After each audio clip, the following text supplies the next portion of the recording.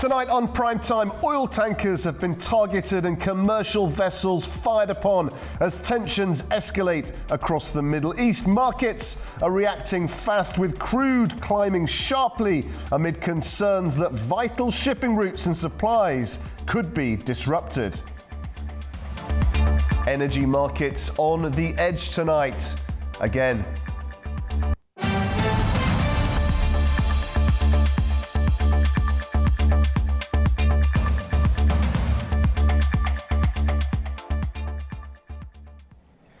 Good evening. The attacks at sea are now raising serious concerns about the stability of global energy supplies. With shipping routes under pressure and regional tensions intensifying, markets are reacting quickly. Oil prices have jumped as traders weigh the risk that the conflict could begin to affect the flow of crude.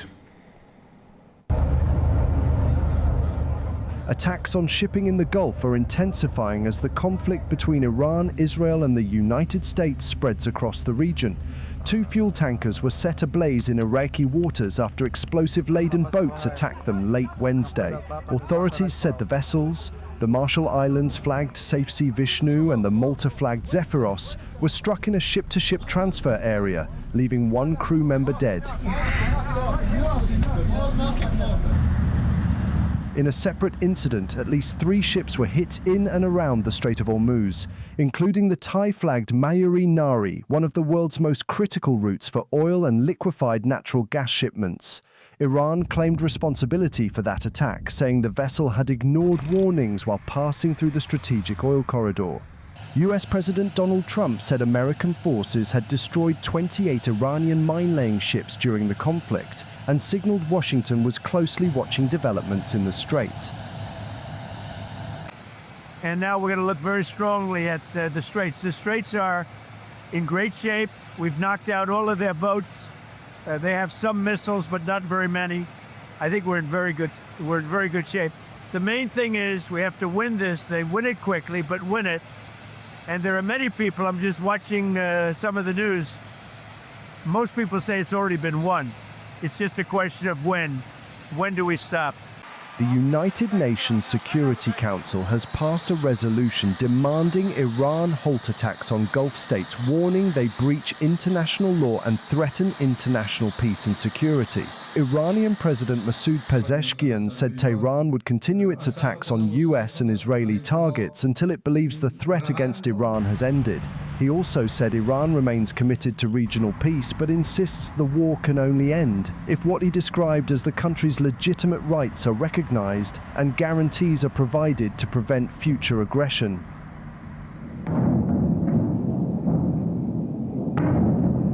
Meanwhile, Israeli strikes have intensified in Lebanon as the conflict spreads further across the region. Explosions rocked Beirut's southern suburbs during a new wave of air raids. Lebanon's health ministry says at least 8 people were killed in a strike on Beirut's Ramlet al-Baida seafront, while another attack in eastern Lebanon left 8 dead and 17 injured. Israeli operations in Lebanon have killed more than 600 people and displaced around 800,000 residents, according to Lebanese authorities. Iranian state television says it has aired what it describes as a message from Mojtaba Khamenei, delivered by a presenter reading his statement. Now, it would be his first public remarks since the conflict involving the United States, Israel and Iran began.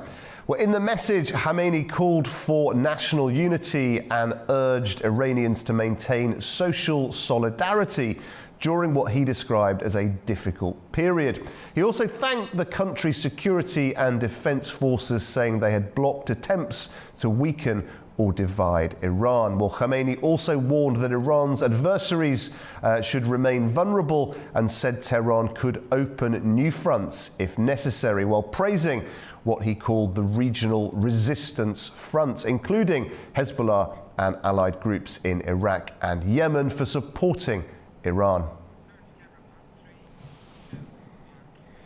Well, to help us understand the political dynamics behind these attacks and the recent statement broadcast on Iranian television. I'm joined now by Middle East political analyst Hamid Al-Mashriki. Hamid, very good indeed to see you. Thank you for joining us on PrimeTime. I'd just like to start with your reaction to the statement there by the new Supreme Leader. What do you think he's looking for in terms of the strategy? Is he looking to sort of get people behind him domestically? Is he sending a message to his adversaries, or is he sending a message to both of those parties and the wider world? I think it is a very significantly important message, and it is for obviously mainly for his own people in the country, that he wanted to give them the clear message that he will carry on the legacy of his father, late father, who's been martyred just a few days ago. And secondly, he wants to send a very clear message that there will be no change in the policy of Iran in terms of retaliation, carry on this, war, and in terms of, creating the problem for the Americans. And it is very, I would say, very clear message from Khamenei that his army, his security forces are standing with him, and he has clearly said that he has no enmity with the neighboring countries, neighboring Muslim countries. He's only targeting the American bases and American assets. This is the very, significantly important, that the Americans and Israelis were trying to develop a narrative where they were saying that perhaps Iran will carry on attacking on civilian, sites of neighboring Muslim countries, which he has denied. But one thing is that what Mujtaba Khamenei's reputation was, that he is more, ideologically strict for the ideology of Iran revolution, and he wants to carry on the same legacy, which he has proven in his address as well. And there are other points which are very important, that the way he said that he's showing that Iran is winning the war, Iran will not surrender, go for a longer period where they are ready for it. And Iran's continuous strategy is very clear, that they want to stop the Strait of Hormuz, no supply of oil. On the other hand, Iran will carry on attacking on Tel Aviv and Haifa, and Iran will keep challenging the interception, method and the defense system of Tel Aviv and American bases. And it is costing America so many questions are raising already, that how America and Israel will co-op this.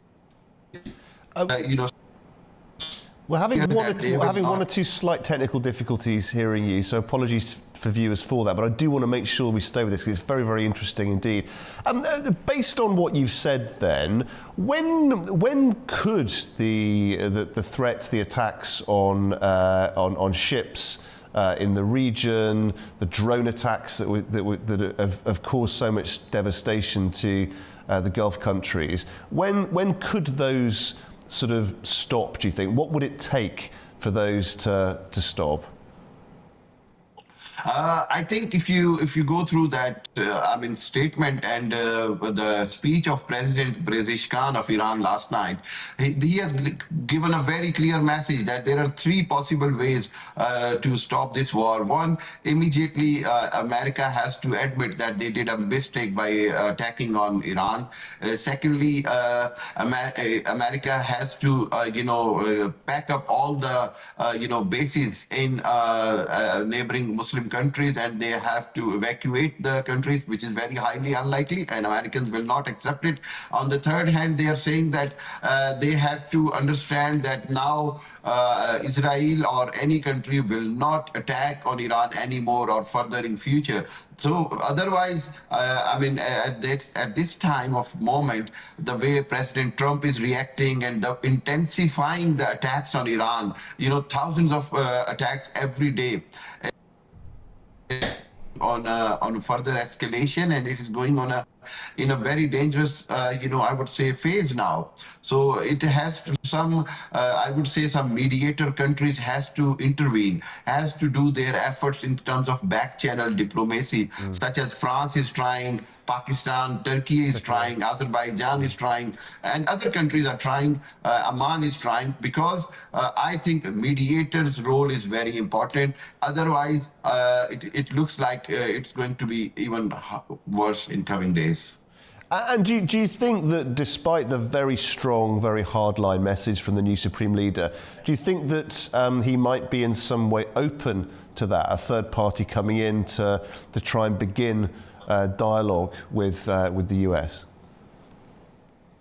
I believe he is already open, and there are some, news that there are some back channel diplomacy or dialogue is on the way. But the only thing is that the stance from the both parties, like Israel and Iran's stance is very firm, and they're not budging from their stance. That is the thing. There has to be some kind of compromise, some kind of understanding that the situation will get worse if they any. On the one hand, they're carrying on, attacking and bombing Tehran with thousands of, bombs and missiles and everything. And on the other hand, retaliation is carried on by and, ballistic missiles and whatever they have. So this is a very crucial time that on the one hand, if the war is carried on, it's very hard to bring them on the table. But this is a very difficult time, and we have to consider the fact that if it gets might intervene, very dangerous and catastrophic for the whole region. And we have already seen the price hike, the oil supply is disturbed, the prices, the stock markets across the world are crashing, and Europe is already suffering because of Ukraine-Russia war. And now this war is gonna be very catastrophic for the Europe as well. So as much as for the Asia and the other countries in the region. It certainly is. Well, Hamid, we thank you very much indeed for your analysis. We apologise to viewers for that technical issue, and thank you very much indeed. Okay, the United States has launched a formal investigation into a missile strike on an Iranian girls' school that killed at least 165 civilians, many of them children. Well, the move follows reports that a preliminary assessment indicated that the US may have been at fault. Now, the investigation is expected to take months and will include interviews with personnel involved in the operation. If confirmed, the incident would rank among the deadliest US military strikes involving civilian casualties in decades. Well, to discuss the implications, I'm joined now by Matthew Breiser, former US diplomat. He's joining us from Istanbul in Turkey. Matthew, very good indeed to see you. Thank you for joining us. Do you think Mr. Trump is feeling the pressure somewhat at the moment? I mean, this investigation clearly points to the fact that it was the US and not Iran, as he had sort of posited previously, that caused this horrific killing of the schoolgirls. How significant is this finding? Is it enough, do you think, to really rock his domestic support? Well, first of all, I mean, there could never be enough condolences in the history of the world to compensate for this. And I think about it, and I can barely, maintain my composure. We all have kids. And if this happened to us, I mean, wow, I can't imagine how I'd go on living. But in any case, I think he's wanted to run away from this issue, as he without any basis in fact, claimed that Iran made this attack. It was always clear, or I always thought that it must be that there was some IRGC or some other sensitive facility that was like right next to the school, and of course that's what it was. It looks like it was a mistake by the U.S. Defense Intelligence Agency, and intelligence information is dynamic. So I think if he will come out and own it and say, yeah, the United States made a horrible mistake, And if he will do something non-Trumpian, not only admit a mistake, but offer condolences and compensation, then this incident, I think, will not rock him and his strength too much. I think there are a whole other set of issues that are making him worry about continuing this war now, which we can go into. I just want to pay homage to the poor, horrible loss of life and the families that went through this. But there are other issues, I think, that are making him say what he said on Sunday, that the U.S. is getting closer to wrapping things up. Whereas his defense secretary says, well, there's still work left to be done. I think President Trump wants to find a way to get the U.S. forces disengaged as quickly as possible because of this horrible incident and so many other problems in terms of the economy and domestic political problems, with his base very angry that he's brought the U.S. into a war of choice, A, when he promised to end wars, and B, when the consequences thereof are increasingly significant for the U.S. economy, and then C, what the U.S. his base isn't thinking about, the consequences for the global economy could be enormous. And Matthew, something else that is quite Trumpian, I think, is to see international law as somewhat of a sort of malleable entity. What does international law say about a case like this? Well, yeah, this is a unique case, or a very unusual case, and I'm not an international lawyer, obviously, but if there was conscious targeting of the school, obviously it's a grave war crime and a crime against humanity. If it was a mistake, then that needs to be explained, and then I don't know what the legal mechanism would be. I mean, if Iran were to bring a case against the United States, say in the International Court of Justice, the U.S., probably wouldn't engage, but if it did, it would need to argue persuasively that it was a horrible mistake. And again, the U.S. is, according to international law, pays compensation and expresses apologies and says it will do whatever it can to make sure this never recurs. But I don't know what's going to happen. I think it seems to me it's pretty clear, having been so deeply within the United States government for a long time, that the truth is going to come out. And it seems clear that, we know it was a Tomahawk missile, so we know the U.S. launched it, and the U.S. will have to owe up to this. And what about the impact, Matthew, on the US's reputation in the region? Or does it, as awful, as horrific as it is, does that almost in a sense not matter? Because is the reputation built more on might than on morality? Yeah, I guess if you mean, and then I would agree with you that, the United States has really damaged its reputation by launching this war of choice. Without any evident imminent threat that would justify a preemptive attack, even though Trump claimed there was one, there's no evidence presented thereof. So it's not it's within breach or in breach of international law. And I think probably what happened, like I was involved with the diplomatic planning of the U.S. invasion of Iraq in terms of Turkey, where I live now. And I was like the co-manager of the project to try to persuade Turkey to say yes to our request to invade Iraq, in part via Turkey. And what I saw in that exercise was much of what was driving the U.S. was a sense that, and sincerely, that President Bush thought that Iraq had nuclear weapons. It wasn't clear whether they still did, and chemical and biological weapons. And the biggest threat to the United States, perceived by the Bush administration at that time, the only existential threat was that a terrorist organization would obtain nuclear weapons. And what country was the most likely one to be the conveyor or purveyor of nuclear weapons to a terrorist group? It was determined that was Iraq. Whether I agree with that or not, that's what they determined. In this case, I think it's similar. They realized that Iran is on a negative trajectory under this regime.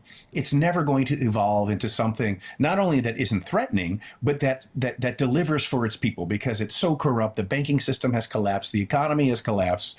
They're pursuing this right to nuclear enrichment at all odds, to the detriment of the country's own security and economic well-being. And nothing that regime is in power. And so they thought that maybe it's like a surgery. You don't want to do it. It's uncomfortable. It's scary. But eventually you come to the decision it's got to happen now.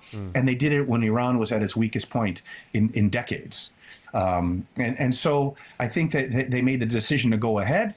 But I think the rest of the world looks at it much differently. And as it was the United States, as you said, exercising raw power for objectives that are unclear and haven't been articulated by President Trump. And therefore, that has devastated the U.S.'s international reputation, just like the war of choice in Iraq did. And what about the reputation within the country, Matthew? I mean, we know that President Trump has always been very popular with his core supporters. We've seen the scenes in the last 24 hours of his surrounded by supporters, one of his famous speeches that he likes to make. But what about, has anything changed since the beginning of this war? Are we starting to see some cracks in terms of domestic support yet? Oh, we are. I mean, his approval rating is like, negative 65%. I mean, he's lost massive support. Of course, not just among Democrats who didn't support him, but independent voters, which the Republicans need for the midterm elections to maintain control of both houses of Congress, but also among his base in Republicans. So you could see the cracks beginning already with a congresswoman from Georgia named Marjorie Taylor Greene, who used to be his strongest supporter. And she turned against him on the whole Epstein case thing, which we're not talking about tonight, I understand, but also on his lead up to the war against Iran. And she was saying that President Trump promised peace. He claims to have resolved. He said no more forever wars like previous presidents got the U.S. in, whether it was the Republican George W. Bush or the Democrat Barack Obama in terms of Russia attacking and invading Iran. And he chose this war. So many in his base voted for him because they thought he would keep the U.S. out of wars, and now he's brought the U.S. in a war. The other reason why his base voted for him is because they believed that going to reduce prices, reduce inflation, and get the American economy stronger again. And what he's done with his tariff policy has increased inflation, and this economic dislocation of this war could lead to catastrophic economic costs and inflation, as not only oil and natural gas can't reach global markets via the Strait of Hormuz, but as fertilizers and as inputs to fertilizers like urea and sulfur are unable to get to global markets. We could be lining up for a significant crisis in global food security, all caused by Iran closing the Strait of Hormuz, which is a response to President Trump deciding we need to go to war. That is all extremely unpopular with Republican voters as well. Now, how quickly that that anger will rise and opposition to him will grow, nobody knows, but it is definitely growing at this moment.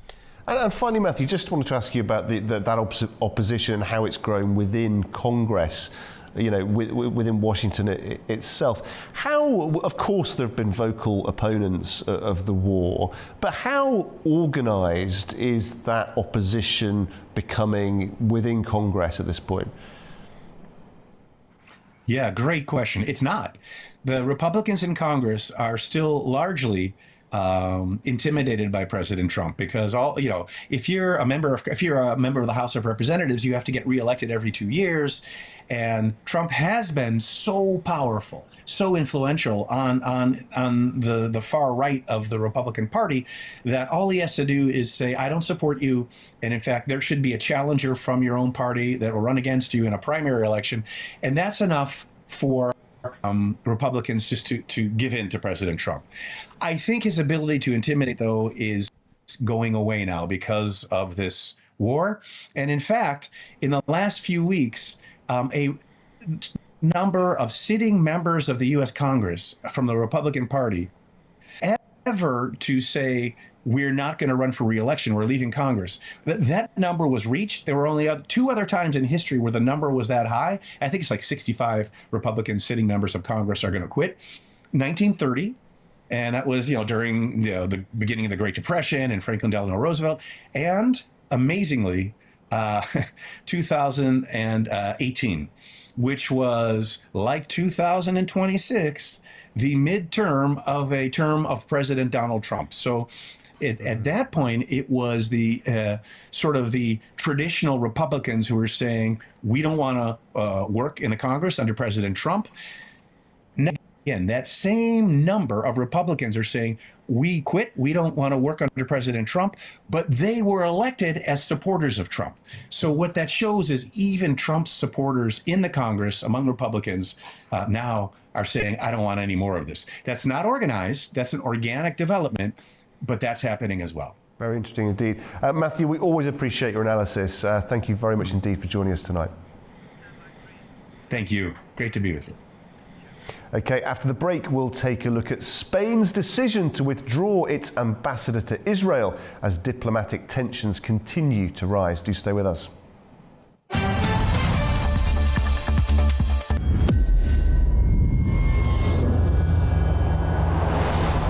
The global defense industry plays a vital role in ensuring national security. In Turkey, companies in this sector strengthen domestic production and enhance military independence. ISA-based radar, Murat radar. This is fully digital radar. This is new for world. Aselsan today, Turkish technology leader and global technology provider. Gökdeniz atışı hazır. 3, 2, 1, ateş. Hedef imha edildi. I'm Nuray Mustafa. This is One on One.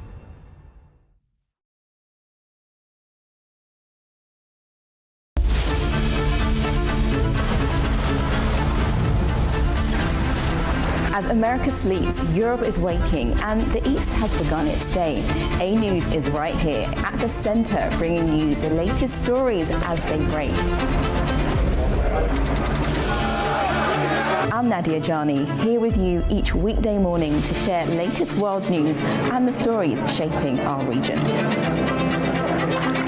Across all platforms and wherever you get your news, we explore the context behind the big headlines. Live from Baku, I bring you a diverse mix of regional and international news, sport and politics for you, an audience that wants a bit more. So join me Monday to Friday for the latest headlines, expert analysis and live updates from around the world. Around the globe and live from Baku, this is Daybreak here on A News.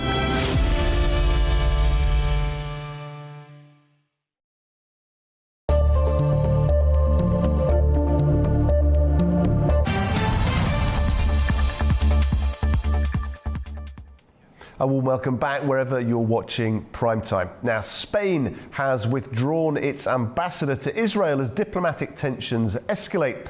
The move follows Madrid's criticism of Israeli operations in Gaza and the recent US-Israeli strikes on Iran. For now, Spain's embassy in Tel Aviv will be led by a temporary senior diplomat. The Spanish government has officially dismissed its ambassador to Israel. Ana Maria Salomon Perez, who was recalled 6 months ago due to the war in Gaza, will remain out of her post until further notice. The embassy in Tel Aviv is currently being run by a chargé d'affaires. Tensions between Spain and Israel have escalated again following recent US and Israeli military actions against Iran. The decision was made by Foreign Minister José Manuel Álvarez and approved by King Felipe VI.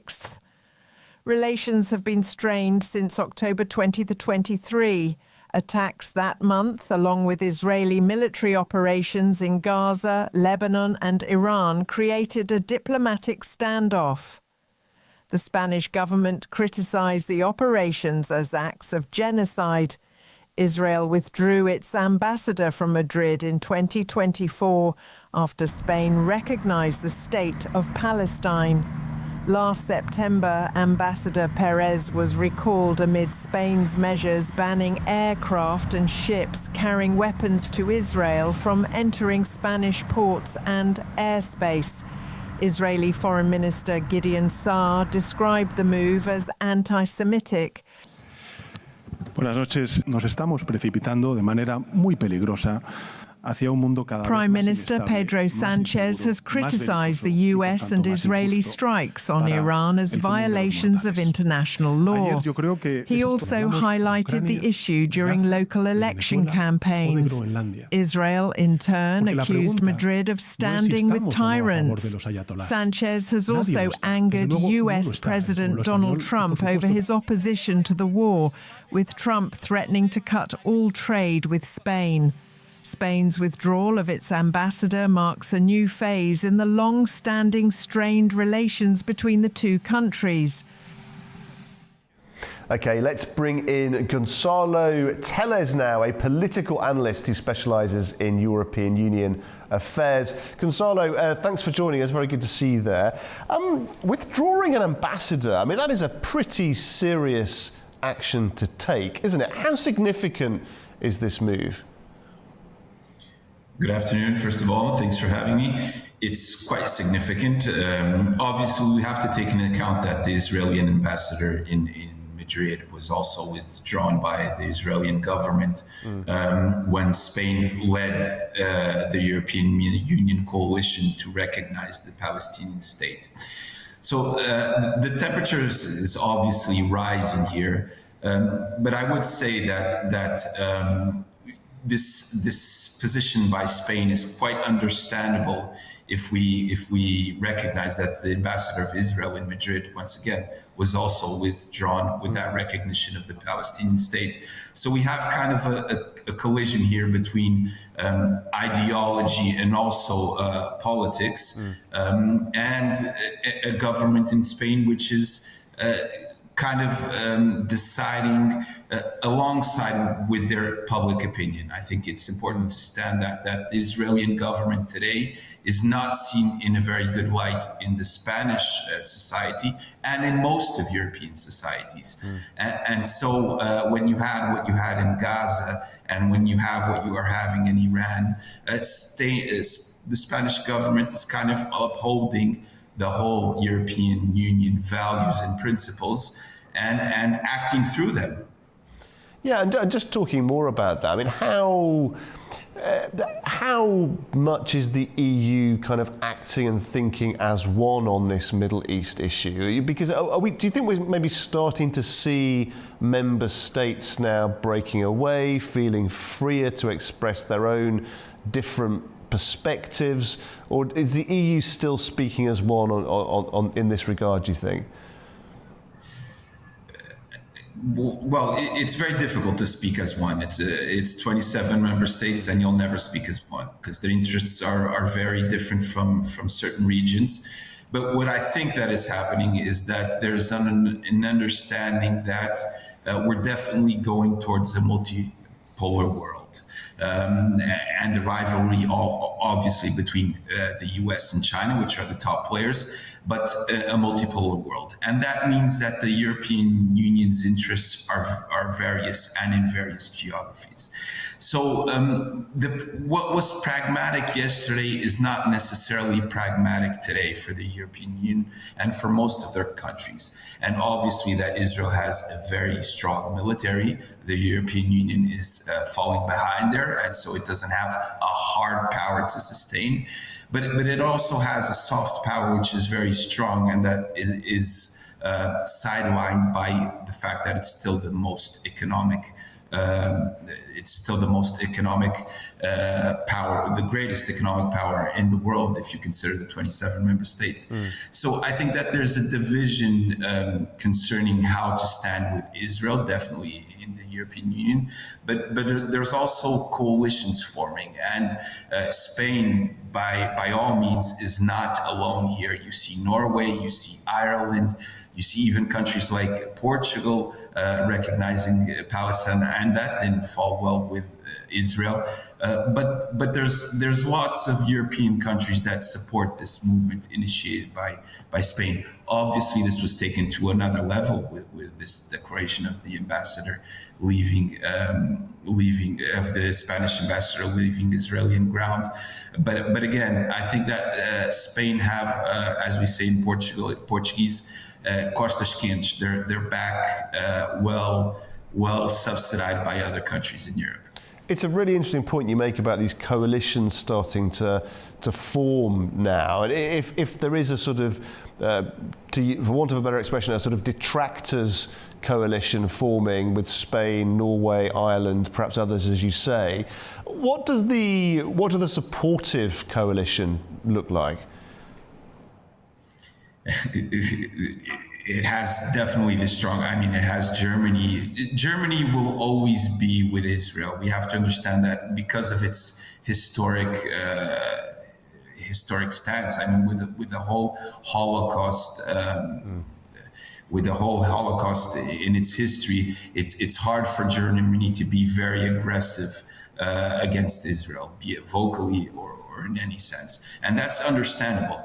But we also have to state that in Europe there's a common ground that understands that the historic stance is kind of used by this Israeli government in the worst sense, and even France is kind of in the middle here between the more pro-Israeli government positioning in the European Union and the coalition against the positioning of the Israeli government. But again, I would go back to Gaza, and I think that Gaza here was a very was way over the top for most European countries, and even the multilateral world order, which is in line with what this European Union defends and needs, and which Israel kind of put to the side in everything that it did in Gaza and with what it's doing towards Iran today with the US. And so Europe is understanding that it has more to gain in defending the multilateral order, even though the world is completely different, and it has to look at the world in a completely different perspective. But defending a certain multilateral order is also in Europe's defense and most European countries. And I think that most European countries are understanding that, even when you have countries like Italy, which is led by hard right with Meloni in the Iran issue, understanding that it can't stand with Israel and the US in defense of their attack against Iran, because Italy will also be completely prejudiced by this attack.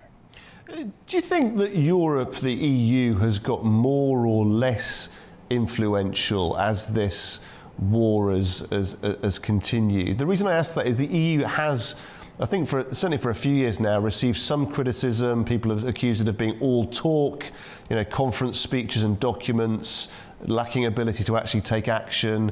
What's your sense of where they are on that in that paradigm at the moment?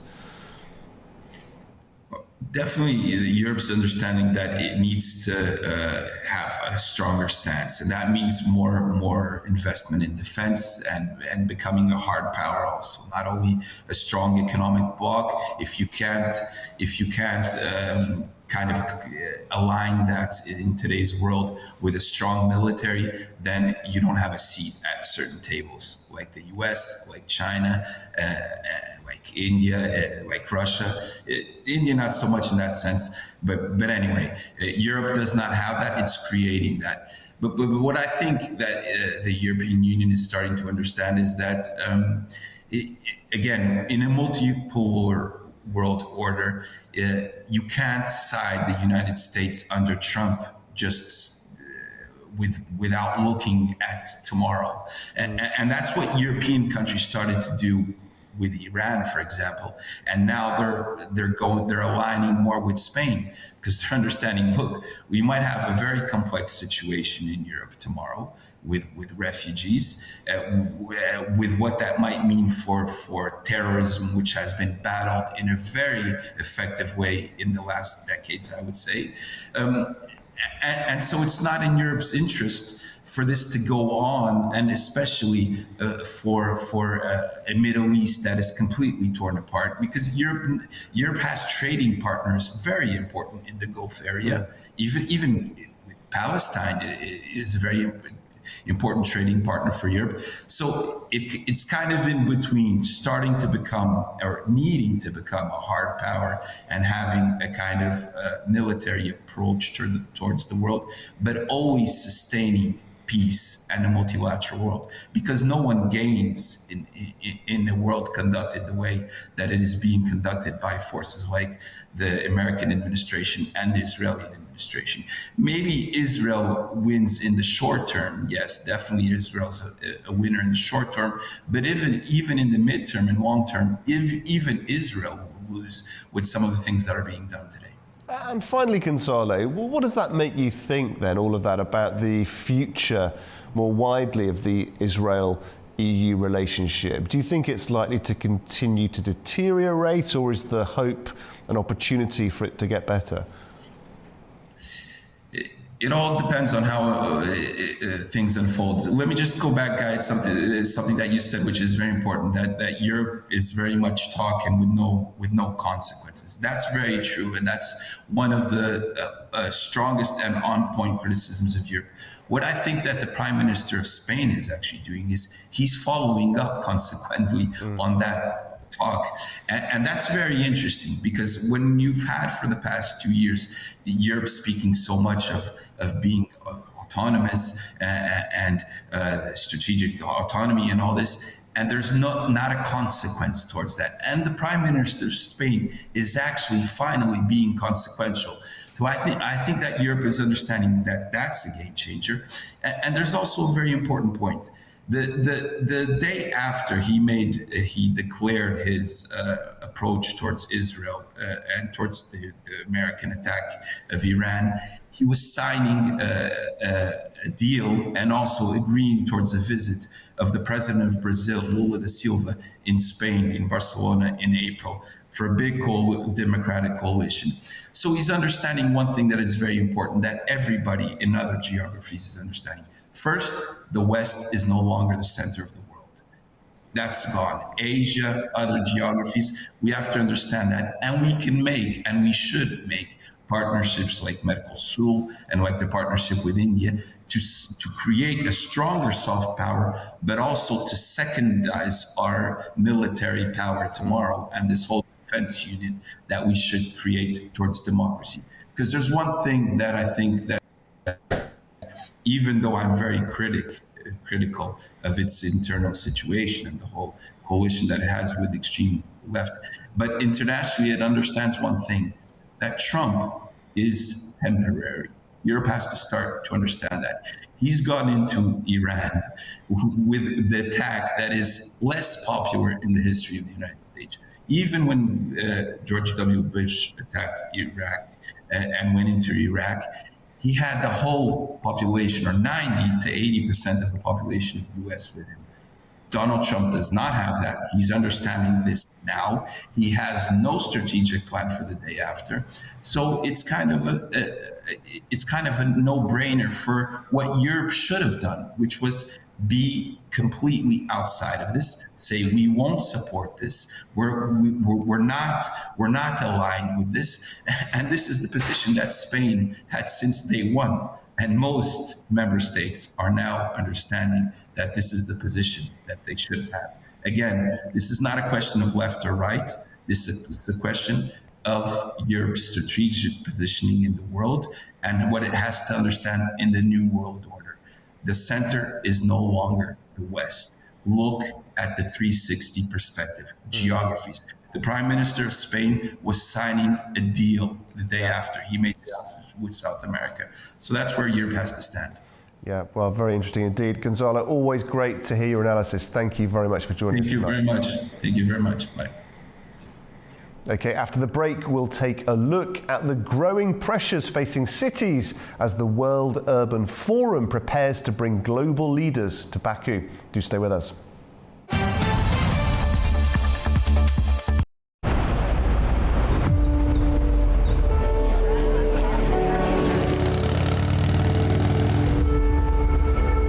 Long before partition, Pakistanis were singled out, attacked, and forced from their homes. More than 200,000 Muslims were eliminated through massacres, through displacement. In all Indian states, the communities are being oppressed, and the Indian Army is committing atrocities against them.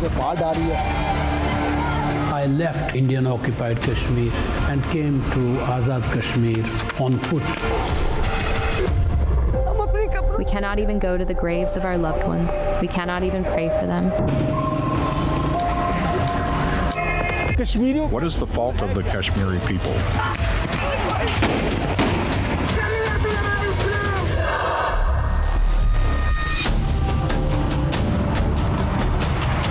Kashmir is the place where partition never ended. The region of Kashmir is between 3 nuclear powers. If a nuclear war breaks out here, not only the South Asia, but the entire world will be affected. If India believes that people of Jammu and Kashmir are with them, let them go for their referendum tomorrow. For a Kashmiri, what matters the most is Azadi, is the right of self-determination. Azadi from Indian hegemony.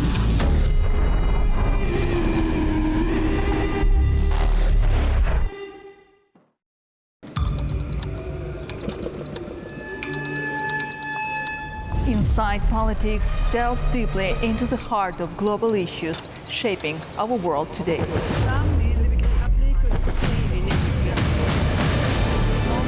Join me for your go-to source of political analysis from across the region and beyond.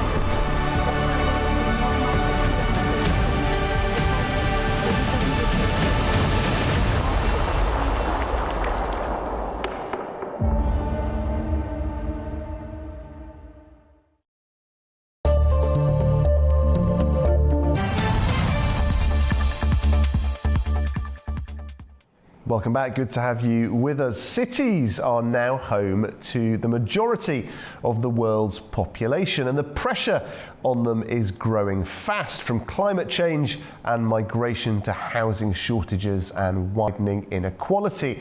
Now, those challenges are at the heart of the World Urban Forum, or WUF, the United Nations leading global gathering on the future of cities.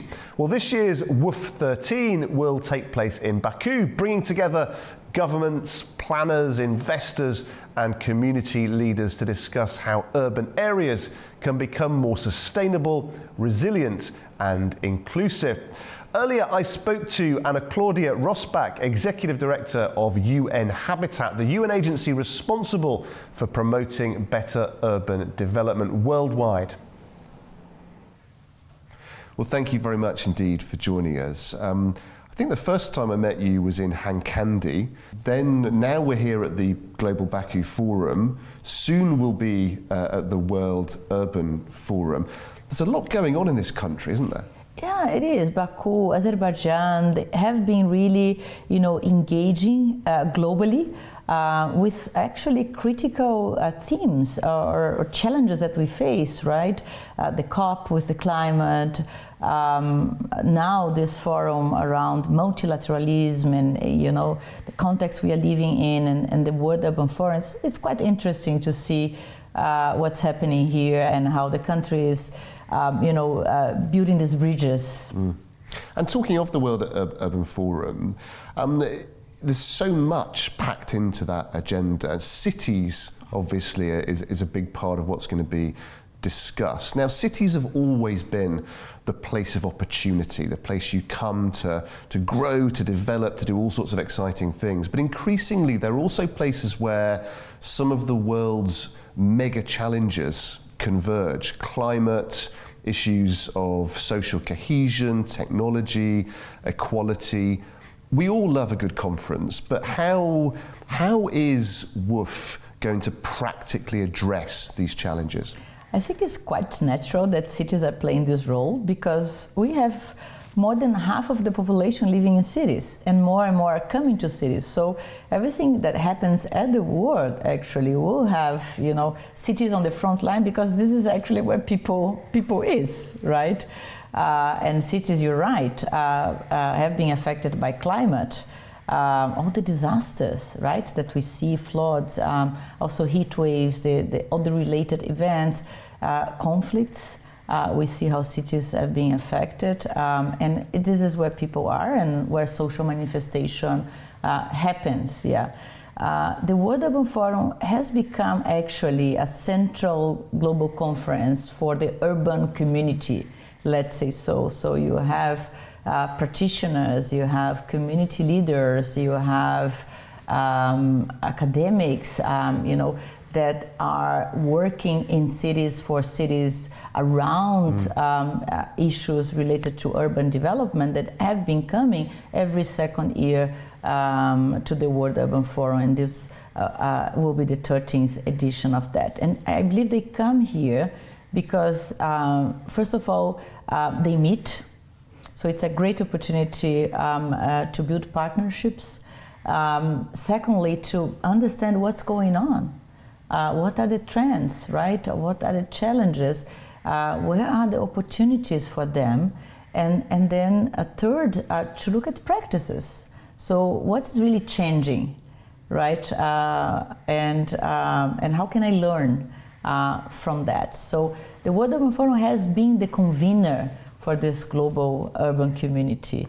Of course, in a practical way, you have several tracks, right? You have an exhibition where people come to showcase what they are doing.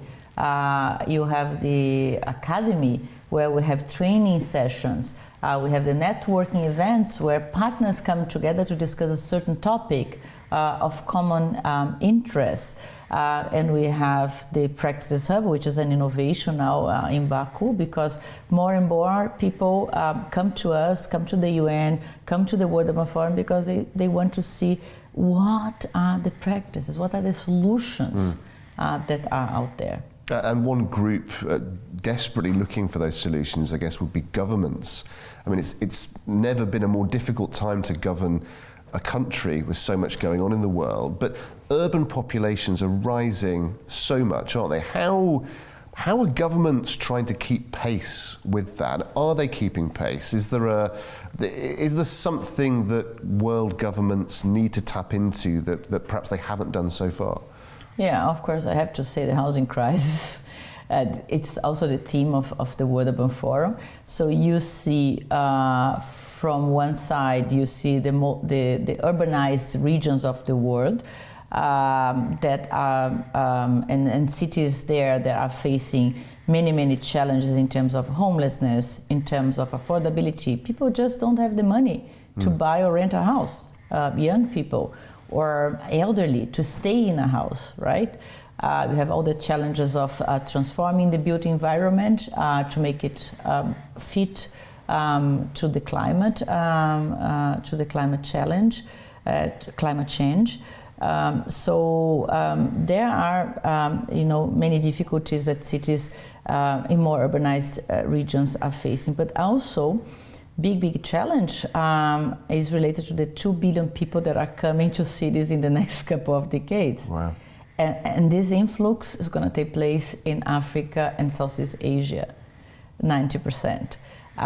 So we talk about cities that already face severe infrastructure gaps in terms of, basic infrastructure, access to sanitation, services, drainage, mobility, and so on.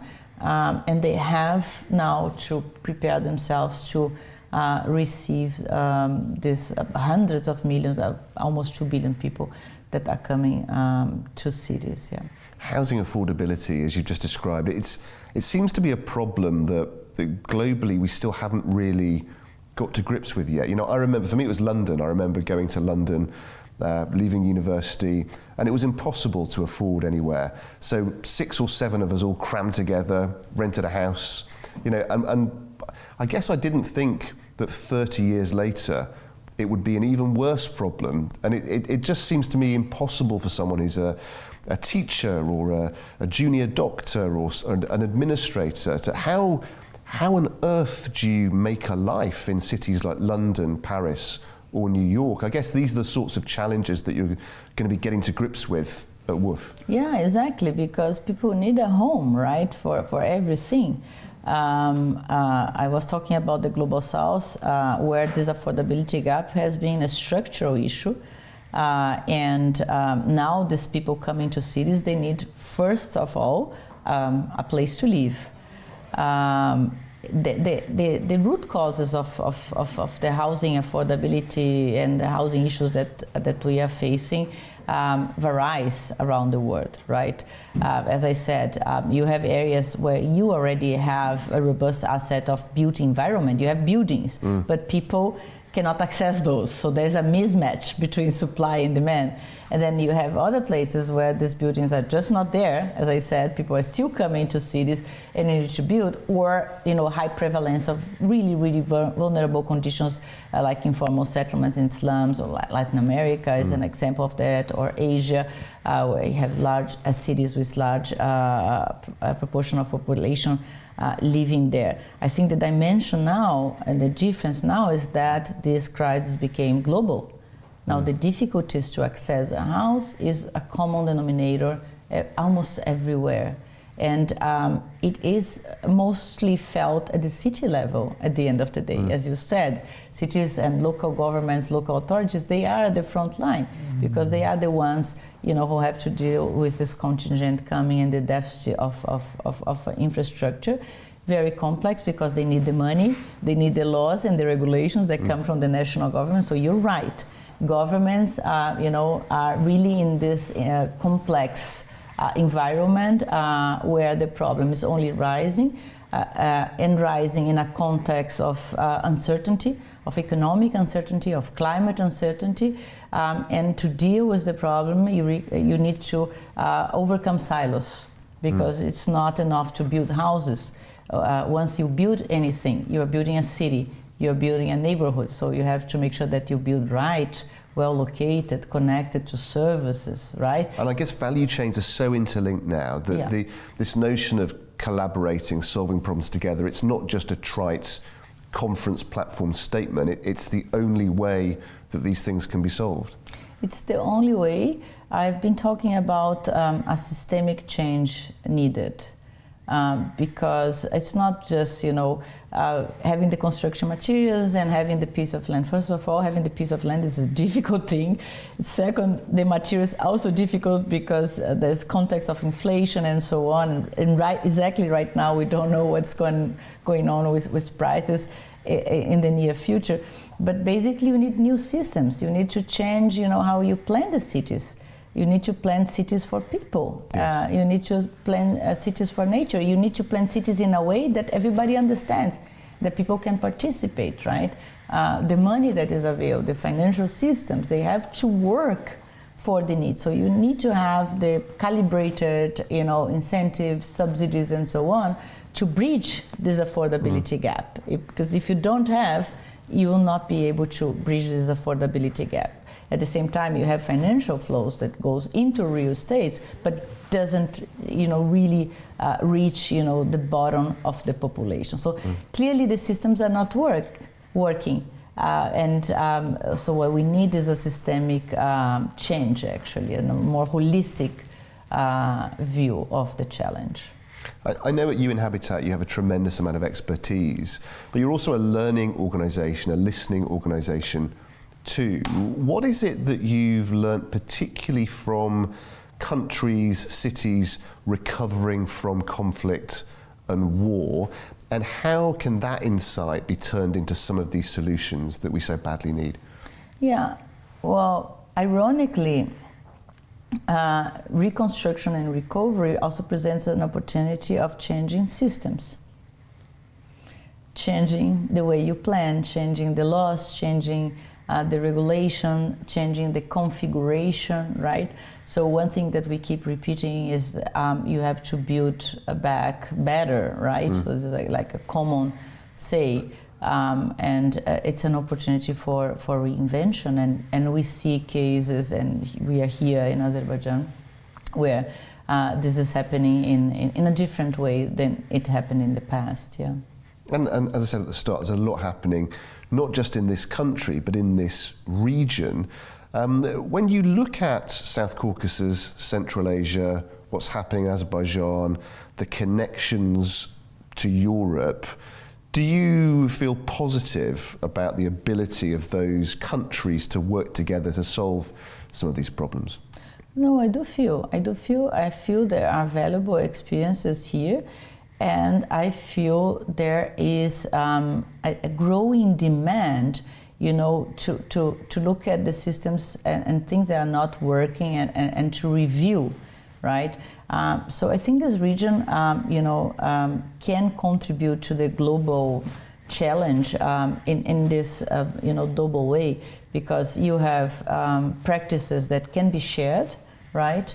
And on the other hand, there is this appetite for also reviewing what's not working and being connected to the trends that are out there. I mean, the fact that this country is hosting the World Urban Forum and just hosted the COP, like two big, the two largest UN conferences, reveals, that there's an appetite for bridging this knowledge and this expertise. Yeah. And just finally, looking ahead to WUF 13, how will we know that we've done a good job? What signs do you expect, are you hoping for emerging out of the event that will signal that things are going in a positive direction? Well, first of all, I hope people leave WUF 13 happy with the outcomes and they respond positively to the survey. So I'm looking forward to listening to their opinion, the participants. But I think to be very concrete and related to our agenda, we have a couple of opportunities ahead.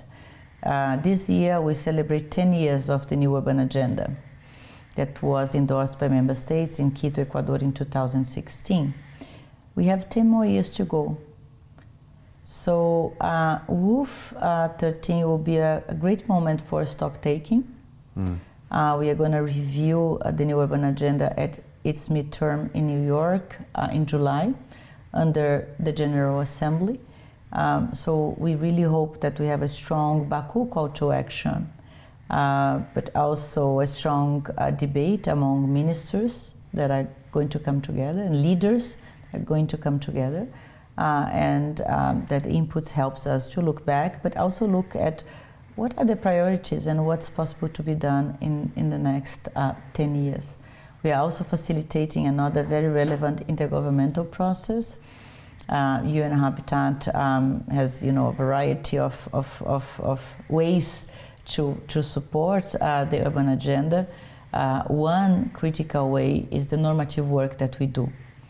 So we, work with member states to identify guidance, to identify policy recommendations on how to deal with the housing crisis. And there's an intergovernmental process ongoing, the open-ended working group on housing. Actually, Azerbaijan, together with Somalia, are co-chairing the work of this open-ended working group this year.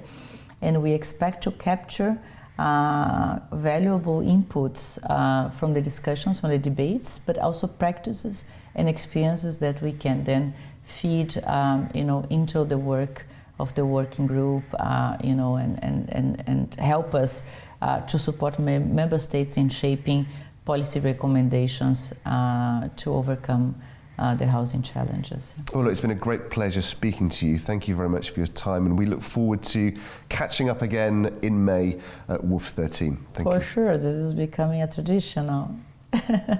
Thank you.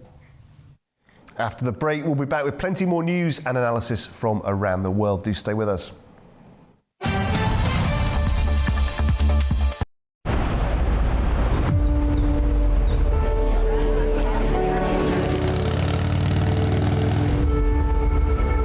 Long before partition, Pakistanis were singled out, attacked, and forced from their homes.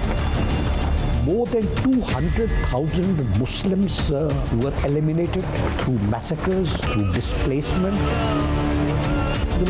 In all Indian states, the communities are being oppressed, and the Indian Army is committing atrocities against them. I left Indian-occupied Kashmir and came to Azad Kashmir on foot. We cannot even go to the graves of our loved ones. We cannot even pray for them. What is the fault of the Kashmiri people?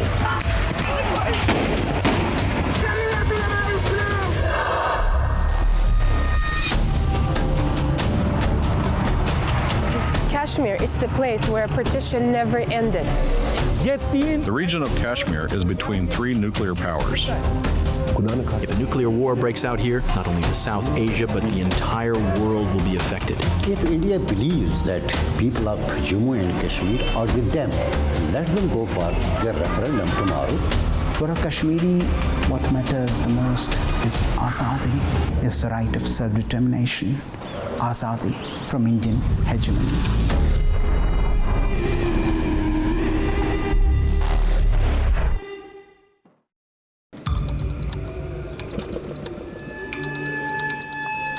Inside Politics delves deeply into the heart of global issues shaping our world today.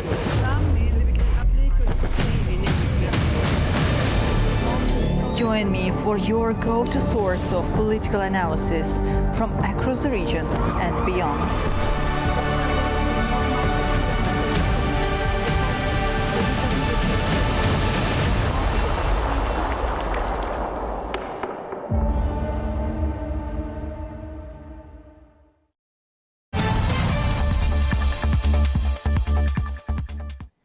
Welcome back. You're watching Primetime. UNESCO says several historic sites in Iran, including Tehran's Golestan Palace, have been damaged in the conflict, warning that cultural landmarks across the region could also be at risk. At UNESCO headquarters in Paris, concern is growing over the impact of the conflict on cultural heritage in Iran and across the Middle East. The UN's cultural agency says several historic landmarks have already suffered damage as hostilities continue. Among them is Tehran's Golestan Palace, a 19th century royal complex known for its ornate halls and mirrored interiors. Images from inside the palace show shattered glass and damaged woodwork following recent strikes. Iran is home to 29 World Heritage Sites, UNESCO says, some of which have been caught up in the fighting.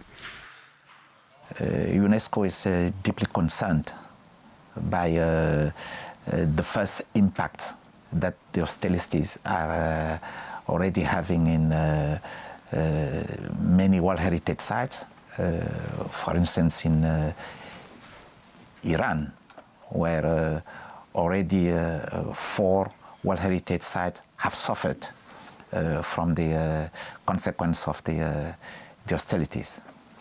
UNESCO says it has shared the geographical coordinates of key cultural landmarks with all parties involved in the conflict in an effort to prevent further damage. The agency says protecting heritage sites is essential for preserving the shared history of the region.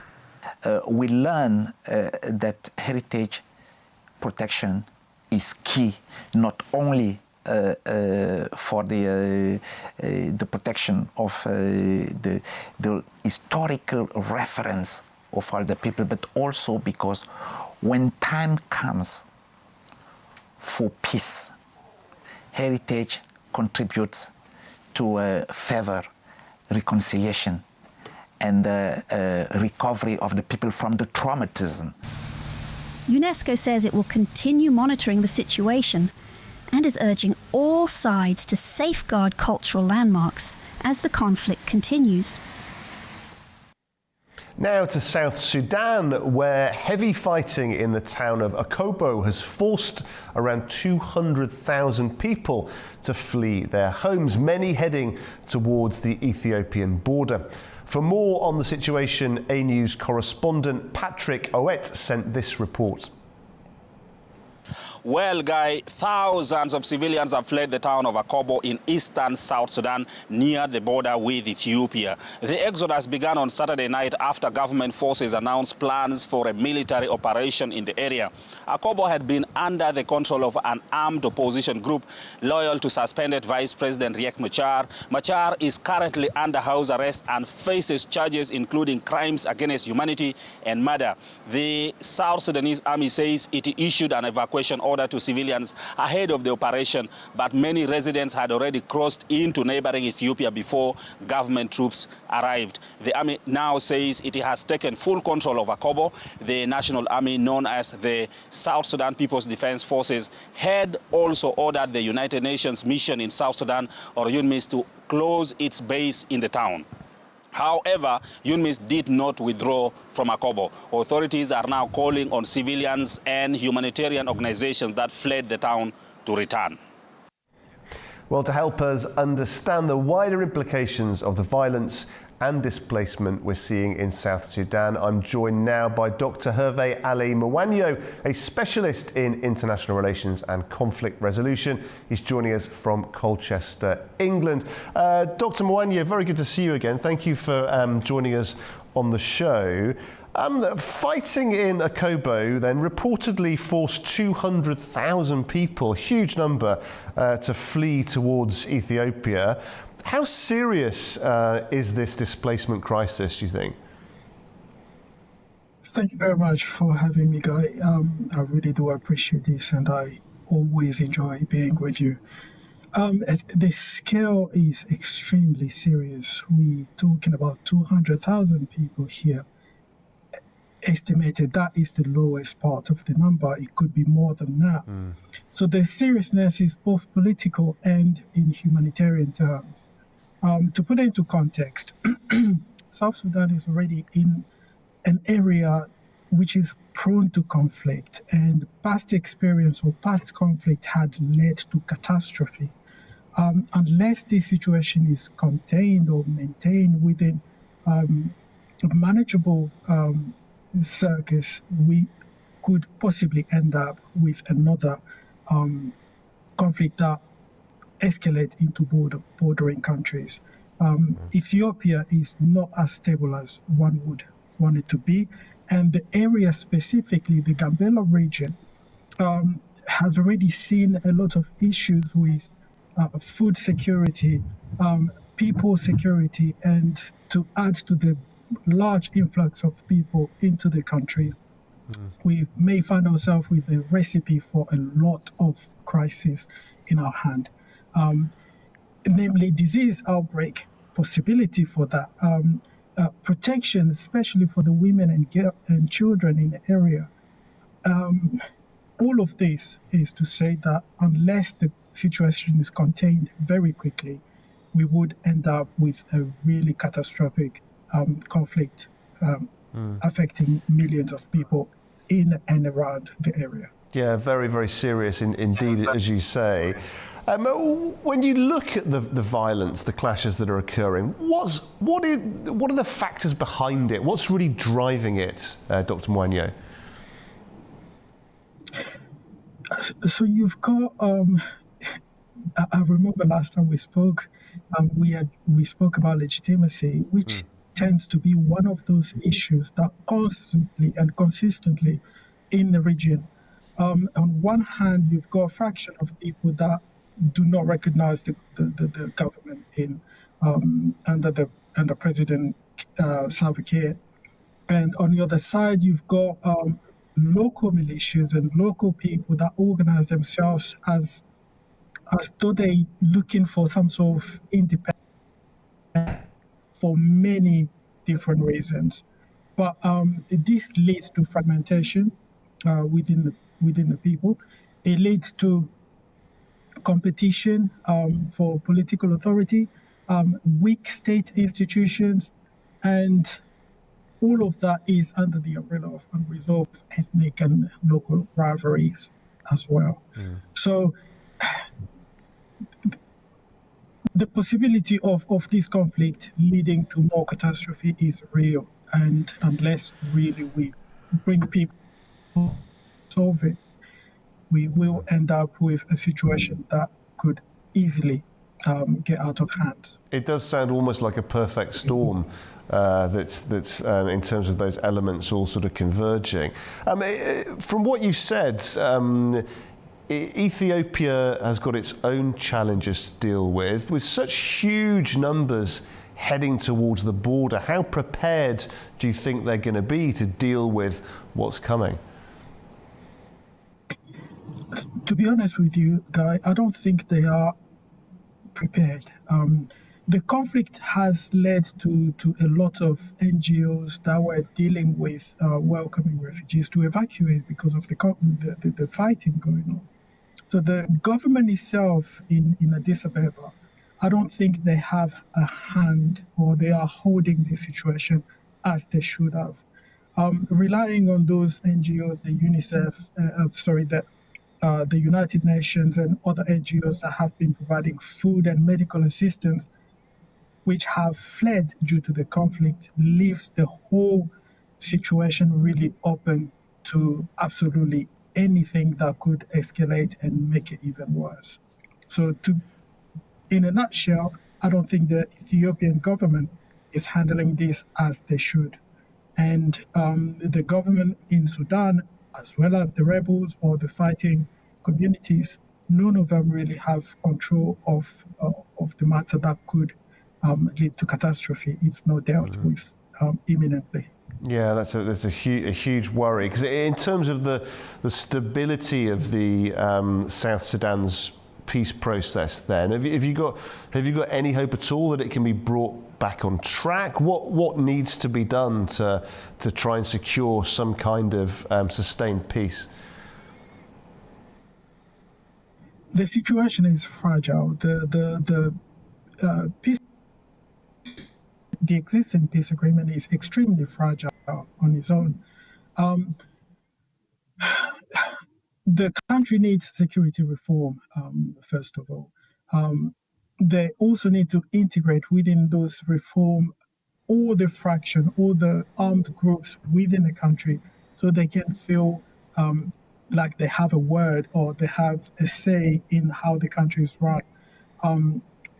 Constitutional sharing, giving rights to the local people. And I don't talk about devolving the state, but at least make people who are unsatisfied with the country feel like they have a say. Yes. And really lead to a national election. They need to elect who should lead the country.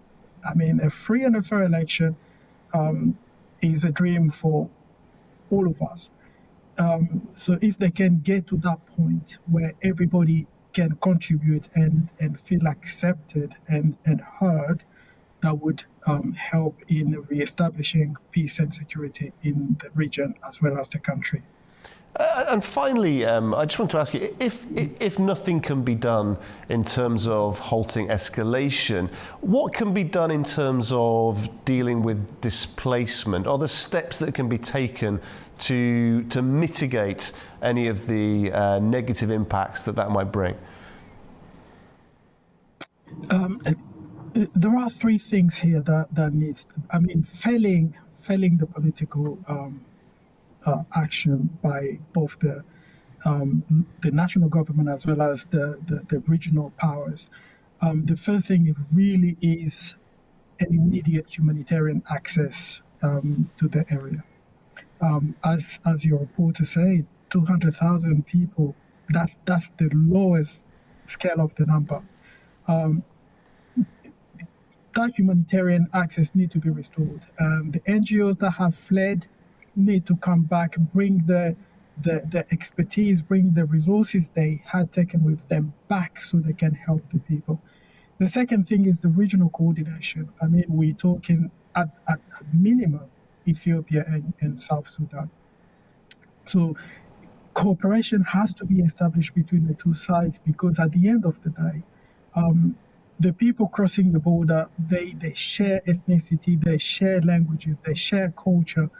And unless coordination is dealt with, the minimum countries between Sudan and Ethiopia, it would be difficult for one country only to deal with the whole situation. So a regional as well as the neighboring countries, Congo, DR Congo, Kenya, Uganda, all of those countries, they need to really lend a hand and try to help the situation.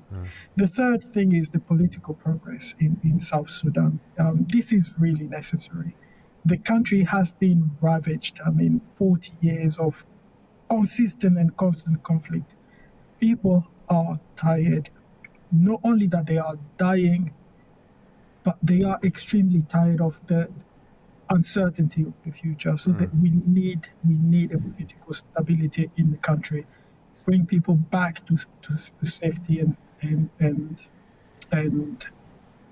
a peace country where they can prosper, bring their children up, educate them, and have a life. Dr. Mwanyo, we always appreciate your analysis on Primetime. Thank you very much indeed for joining us tonight. Thank you for having me. Okay, after the break, we'll take a look at the emergency release of global oil reserves as markets react to the conflict in the Middle East. Do stay with us.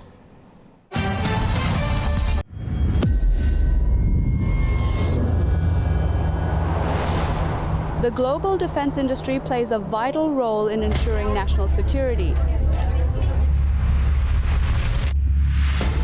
In Turkey, companies in this sector strengthen domestic production and enhance military independence. ISA-based radar, Murat radar. This is fully digital radar. This is new for world. Aselsan today, Turkish technology leader and global technology provider.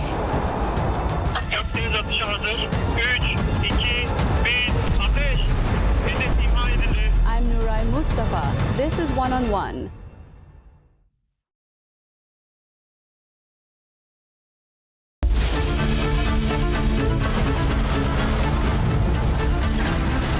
As America sleeps, Europe is waking, and the East has begun its day. A News is right here at the center, bringing you the latest stories as they break. I'm Nadia Jani, here with you each weekday morning to share latest world news and the stories shaping our region. Across all platforms and wherever you get your news, we explore the context behind the big headlines. Live from Baku, I bring you a diverse mix of regional and international news, sport and politics for you, an audience that wants a bit more. So join me Monday to Friday for the latest headlines, expert analysis and live updates from around the world. Around the globe and live from Baku, this is Daybreak here on A News.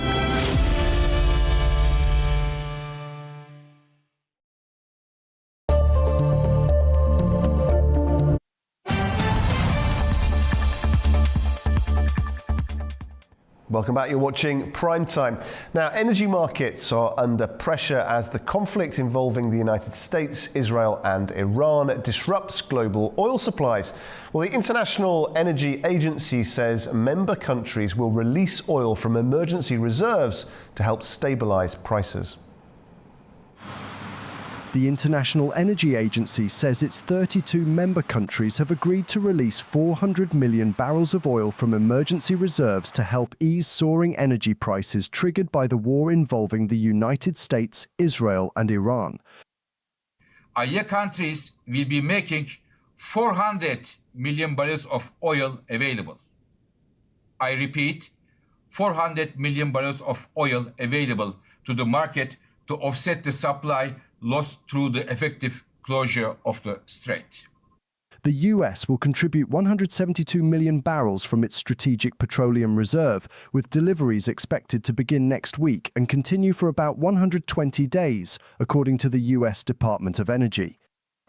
US Energy Secretary Christopher Wright said the move is aimed at stabilizing global markets after oil prices surged following the start of military strikes on Iran on February 28th.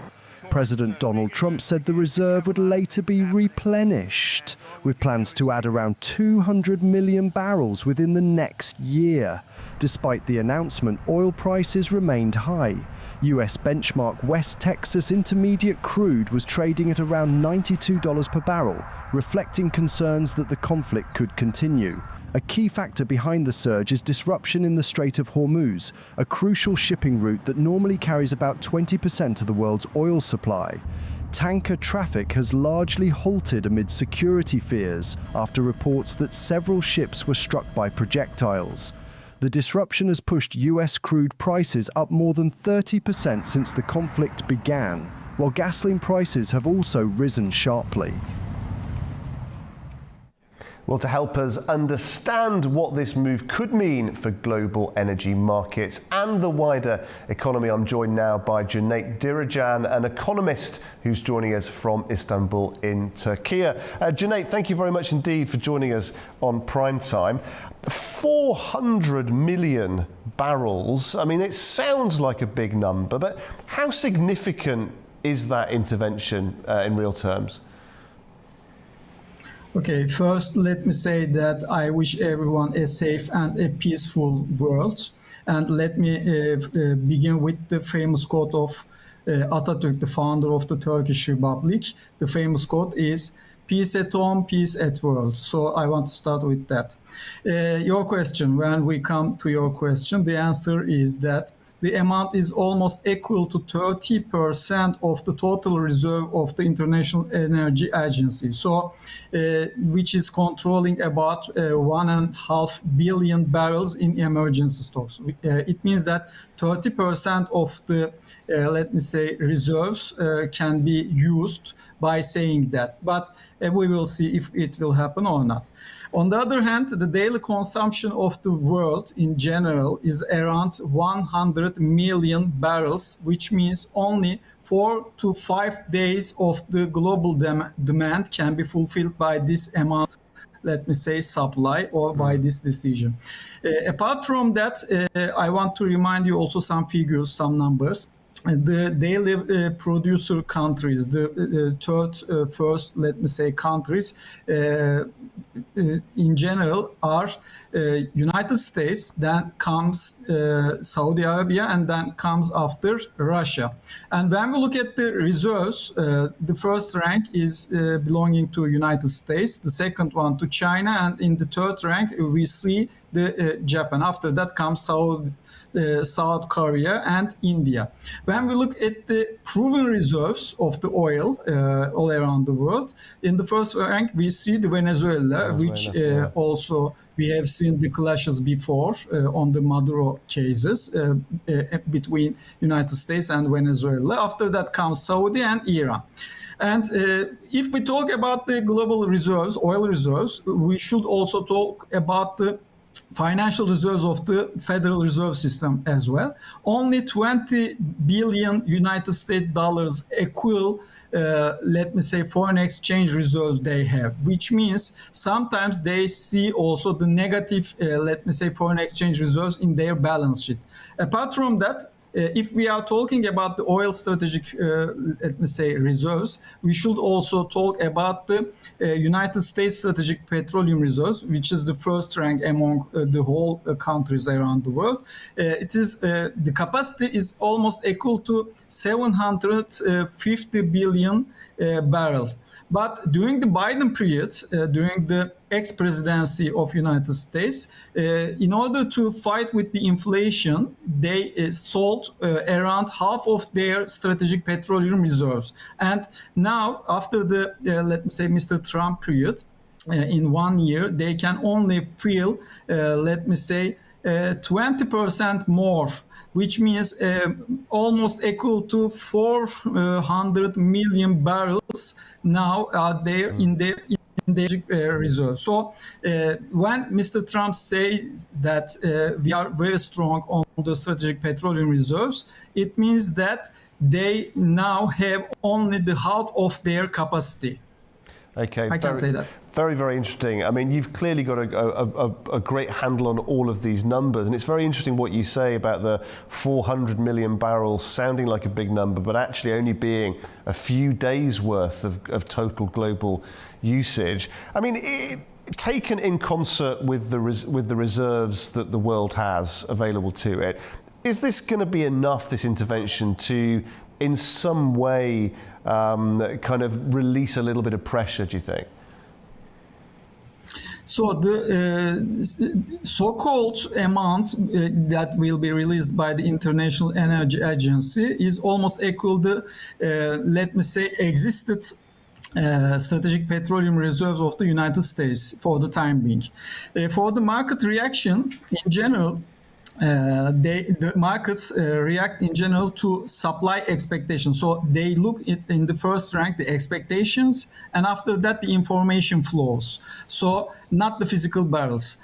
For the short term, it could stop, or it will, let me say, cap short-term panicking, or let me say the volatility. But in the long run, if it persists, then it means nothing. So when we say about, for example, 400 million barrels, it is almost equal to the 4 to 5 days of the, let me say, global, let me say, usage. Yes. So when we look at the balance of the need or the demand or the supply, we can only fulfill with this amount the 4 to 5 days of, let me say, global demand, which means nothing for the financial markets. So they will look, the markets in general will look at the information flows and the expectations apart from that.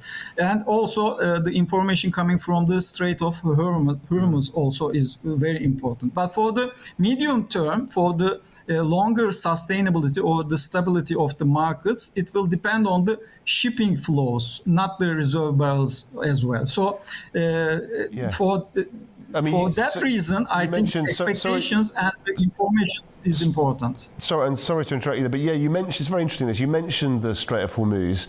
That is something that I think the whole world is focused on. To what extent are markets sensitive specifically to that route? And I'd also like to ask you, is there a way in which that if it does remain closed for the foreseeable future, that somehow the markets can adapt and absorb it and live with it in some way? So we have to look at the supply side of the Venezuelan oil, which is controlled by the United States for the time being. And apart from that, there are alternatives also for the Strait of Hormuz. But let me remind you one thing. This is the only way in that region that you can pass oil from the Gulf region by ship. So it means a lot for the financial markets. So 20 million barrels can pass per day. 20 million barrels per day can pass from Strait of Hormuz through it. So, which means it is equal to, let me say, 20% of the global daily consumption. So it means also nothing for the financial markets. That's why the expectations and the informations will play an important role. But on the other hand, this is not only the oil or the Strait of Hormuz that play a vital role on the financial markets. We have to also look the insurance costs, the logistic costs. On the other hand, the banking cost, which let me say, letter of credit reserves that can put by the importers, or the other issues that can face the exporters. And also the waiting costs also play important roles. And for the financial markets, as well as the time value of the money will play an important role for the, let me say, financial contracts, future contracts. So those are the, let me say, important headlines for the let me say, financial markets. And also the Strait of Hormuz will play an important role for that type of information for the markets. We have alternatives for that, but the alternatives also are not good, or that these alternatives cannot be sound good for some countries, like let me say for US, for example, to let me say ease the Russian embargoes in the first rank. So it will not help the European Union side and also the US as well. And also a global recession, which is not good also for everyone, including in the first rank for the US. Now, Junaid, those of our viewers who will be very interested in this, who are not necessarily economists, will nevertheless be focused on increasing oil prices, increasing fuel costs, moreover. What kind of economic impact could we be likely to see if those prices just keep on rising? Let me remind you the 18th, the year between 1971 and 1986, the 15 years period in the last, let me say, century, the end of the last century. So we have the same situation, the same case. At that time, we had the first Yom Kippur War, and I mean that was now in the region. I call it the second Yom Kippur War. So in the first Yom Kippur War, after that, we have the barrel price went 3 times up, together with the gold ounce price. And then after comes the global recession and the inflation in the first rank in the United States economy. And after that, we have seen stagflation at the end of the 70s. And after that, we have the huge, let me say, interest rate hike in Federal Reserve System with, at that time, the President Walker. So at that time, the inflation in United States is more than 20%. And also, we have seen also crashes in the stock markets. I think this is an accelerated, let me say, repeat of that period. So every increase, every $10 increase for the time being will add almost half points, 0.5 points to the global inflation. So if it will last longer, that clashes, which is led by United States and Israel, we might have the same scenario of, let me say, 18th. On the other hand, the impact could be most probably, if we have inflation, we will see the cost rising on the transportation side, airlines fees, and also insurance fees together with the logistics, etc. And also for the, let me say, individuals, the gasoline prices, and also the food prices, food inflation we can face. So that's, I think those type of headlines will not good for everyone, but we could see it. On the other hand, the daily production of United States, the United States is the first, let me say, country who produce more than any other countries on daily basis. They are also profiting for that type of, let me say, hike on the oil side because of the Venezuelan oil and also their own, let me say, production, which Mr. Trump stated also today. So they are also benefiting from that, but in the long run, I think they will have, and together with them, we will have more problem, including in the first rank, inflation. And after that, it could come also recession, which means stagflation, which is not good for everyone, for the world economy. Junaid, it does not look good, but we thank you very much indeed for such a thorough analysis. Thank you very much. Thanks a lot. Bye. Okay, after the break, we'll check in with our correspondents all around the world for the very latest developments in their regions. Do stay with us.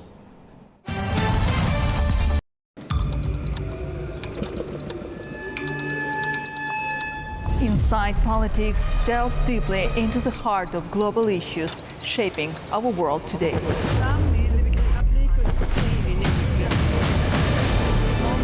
Join me for your go-to source of political analysis from across the region and beyond.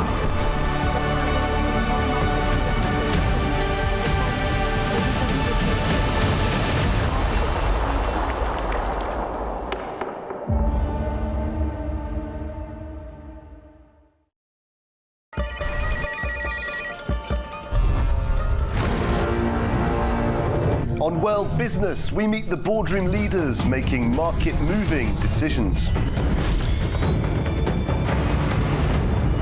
And find out how leaders are dealing with continuous technological disruption.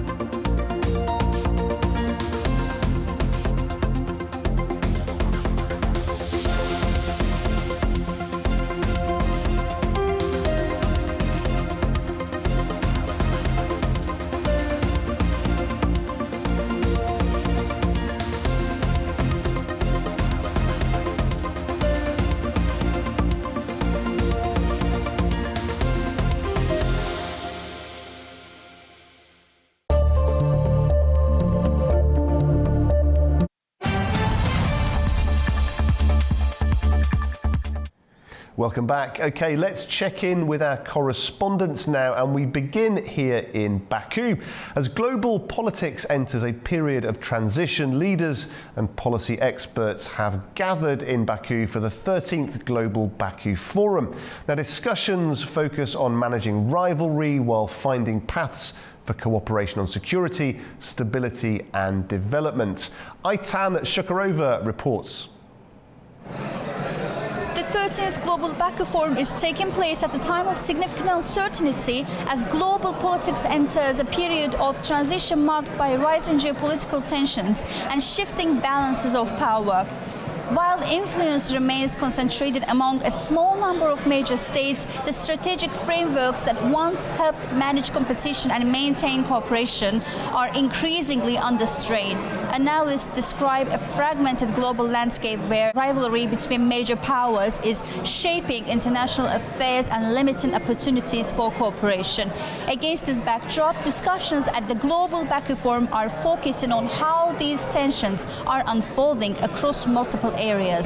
We hope that in this panel, in this series of panels and discussions we're going to have here, we will have occasion to listen from people who have had great experience and a lot of wisdom.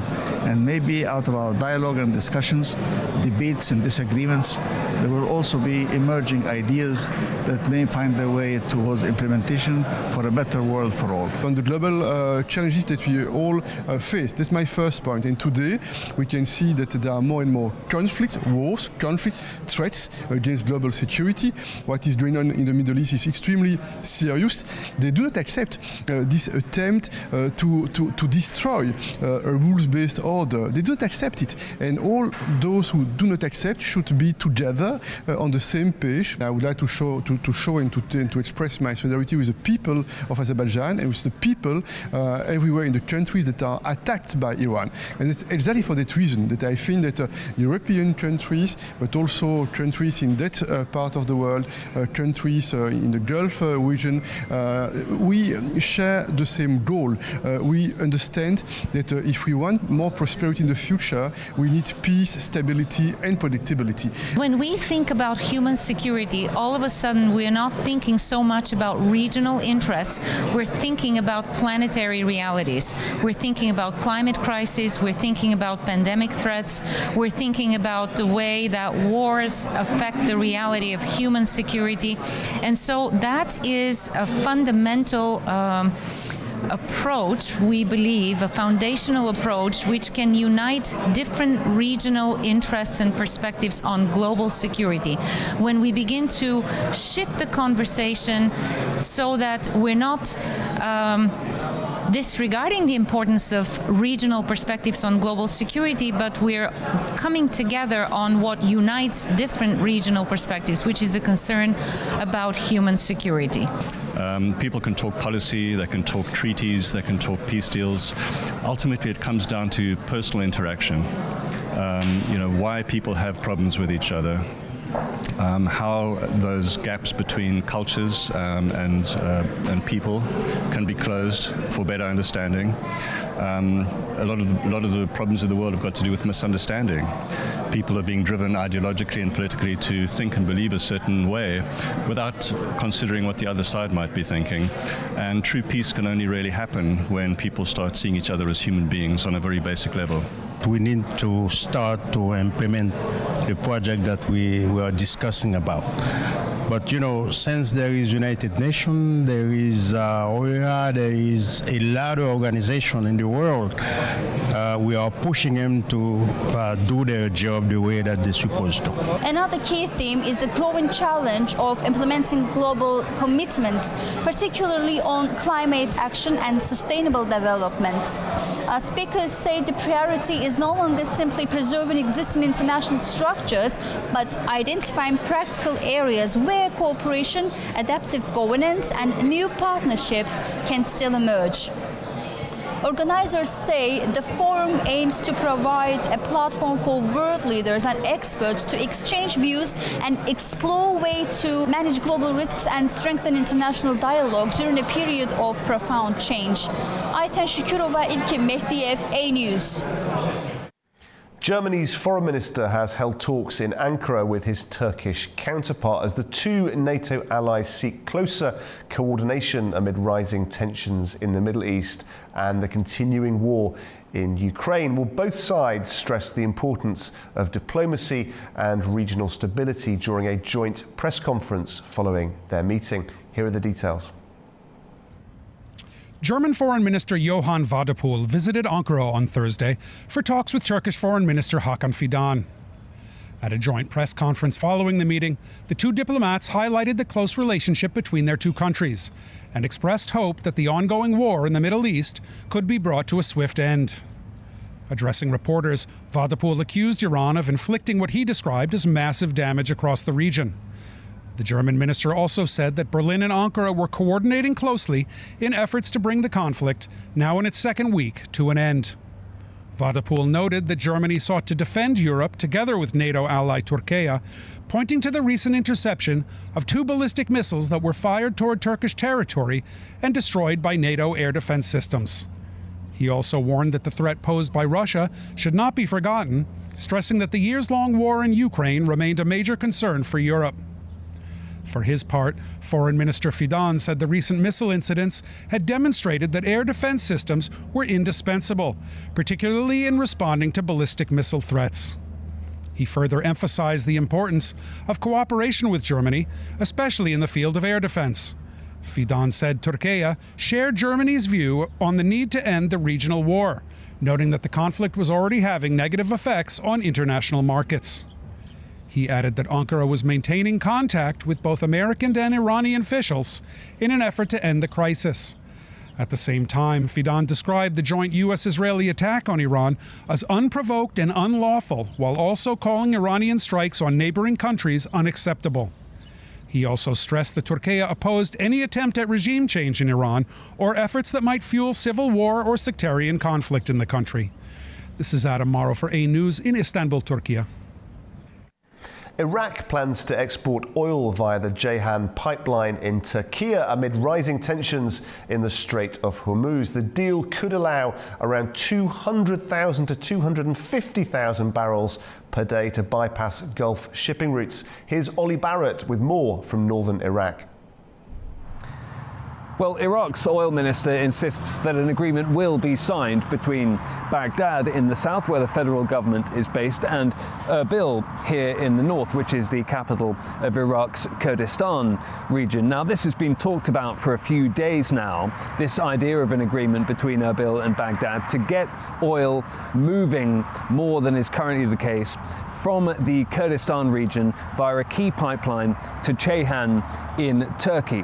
And one of the reasons for wanting to do that is to get more Iraqi oil to international markets at a time when they are so restricted in what they can get out to international markets because of difficulties in and around the Strait of Hormuz. Now, Kurdish officials here in the north have been saying that if they were to sign some kind of agreement like this with Baghdad to get that pipeline up and running, to get as many as 600,000 barrels a day more of oil out of the country, then they would need to know that they were going to get what they needed out of such an arrangement. There have long been tensions between Baghdad and Erbil over this particular pipeline, leading to delays of payments of salaries for civil servants here in the north, for example. So with the oil minister in Baghdad saying that an agreement is going to be signed, that should mean that Iraq can get more oil into the international markets, but it won't plug the gap with production down from about 4 million barrels to 1 million or so exported into the international markets because of the difficulties on the Strait of Hormuz. You can understand that getting 200,000 to 600,000 more barrels a day out isn't going to fill the gap there, but it would ease some of the pressure on international markets, a small amount more becoming available via Iraq. So this would be an important moment for Iraq's economy as well, an economy which relies on oil for around 90% of its revenues. Ollie Barrett for A News in Erbil, northern Iraq. At Astara, hundreds of foreign nationals and diplomats are entering Azerbaijan through a key corridor. On the border, we have our correspondent Rakaya Bashamak. Reporting from the Astara border crossing between Azerbaijan and Iran, where evacuation efforts continue as foreign nationals leave Iran in the midst of rising tensions. Authorities say several people have been arriving in throughout the day, passing through document checks and security procedures, some of whom are Azerbaijani and non-Azerbaijani citizens. More recently, among the people evacuated are citizens of Azerbaijan, China, Indonesia, Pakistan, Australia, and Nigeria, including several diplomats and ambassadors from different nationalities. Diplomats from the embassies of the Netherlands and Algeria in Iran were also evacuated. According to authorities, 4 staff members from the Dutch embassy, including the ambassador, as well as 9 staff members from the Algerian embassy, arrived in Azerbaijan. The Swiss ambassador to Iran, along with a 6-member delegation from the embassy, were also evacuated. As of now, according to official figures, since February 28th, more than 2,000 citizens from at least 72 countries have been evacuated from Iran via this very checkpoint. Among there are at least 300 Azerbaijani citizens. The Astara road has become an important evacuation corridor, and Azerbaijan plays a key role in facilitating humanitarian evacuations and providing a safe transit route for foreign nationals to leave the region. This is Ruqayya Bashamakh, News. China's biggest annual political gathering has wrapped up in Beijing, where leaders set the country's economic growth target and outlined policy priorities for the year ahead. China's biggest annual political gathering, the National People's Congress, has concluded today in Beijing. After about a week of meetings focused on the country's economic and policy priorities for the year ahead. The event, part of China's annual 2 sessions, brought together thousands of delegates from across the country to review government work, discuss key national issues, and approve major policy directions. During the session, Chinese leaders set a 2026 economic growth target of around 5%, showing a cautious but steady approach as the country faces challenges such as weak global demand, pressure in the property sector, and rising geopolitical tensions. Premier Li Qiang presented the government work report highlighting priorities including boosting domestic consumption, supporting technological innovation, and accelerating development in sectors such as green energy and advanced manufacturing. Lawmakers also approved China's annual budget and a rise in defense spending as Beijing continues efforts to modernize its military and strengthen national security. The conclusion of the NPC formally endorses the government's policy agenda for the coming year, emphasizing China's focus on maintaining economic stability while pursuing long-term development and technological self-reliance. Manu Makhtoum, A-News, Beijing.